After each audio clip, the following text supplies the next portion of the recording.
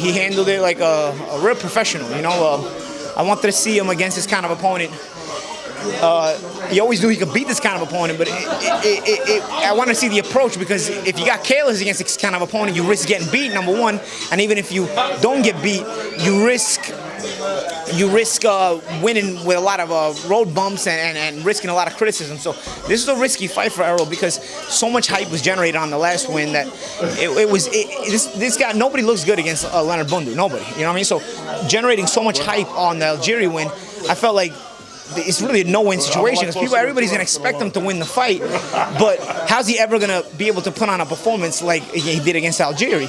And in the end, I mean, it wasn't the exact Algieri fight, because it's a different kind of opponent, but the way he worked his way and strategized his way through the fight, I mean, and obviously that gives the credit to the corner too, but the way he strategized his way through the fight and actually executed it round in, round out, you started to see shots landing more and more clean as the fight went on.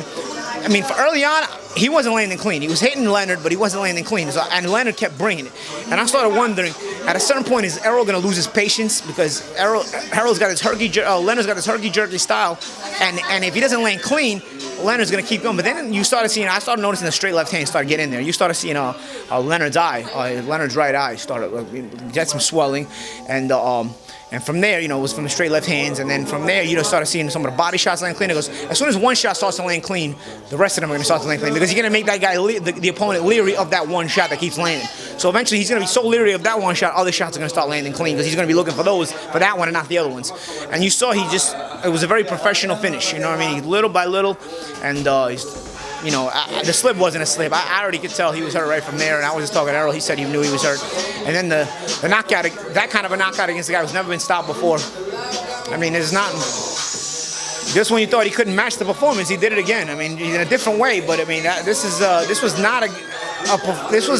a fight where I really felt Errol was going to risk criticism. I really felt it. I really felt he was going to risk a lot of criticism in this fight, because Leonard Bundu is the kind of guy you don't really want to see. He's just really tough to deal with. But it was a professional fight, a savvy way to go about the fight, and a devastating and very professional finish.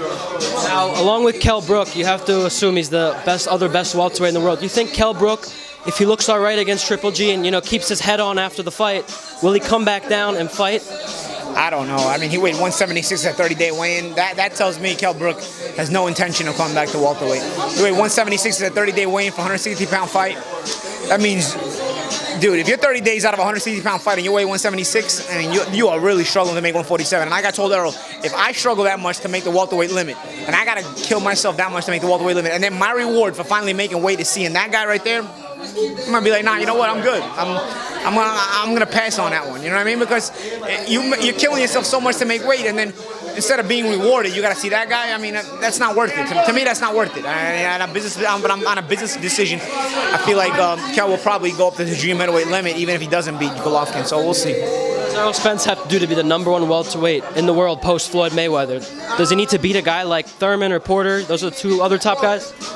Right now, we'll count Brook until he fights out of the weight class, which is next month. I think there's a solid top 4 at welterweight that have separated themselves from the rest of the welterweights, and it's Thurman, Porter, Spence, and Brook. I feel like the welterweights in the top 10 are all good fighters. It's a very good weight class, but I feel like the top 4 now is starting to create a little bit of separation from the 5 through 10. You know what I mean? A 5 through whatever. You know what I mean?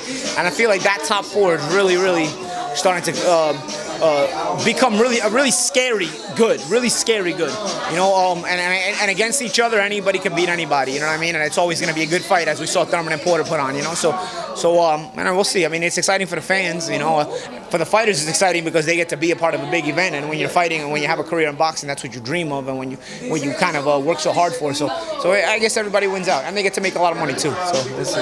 Appreciate your time as always. The Magic Man, Paulie Malignaggi. Thank you, man. Thank you.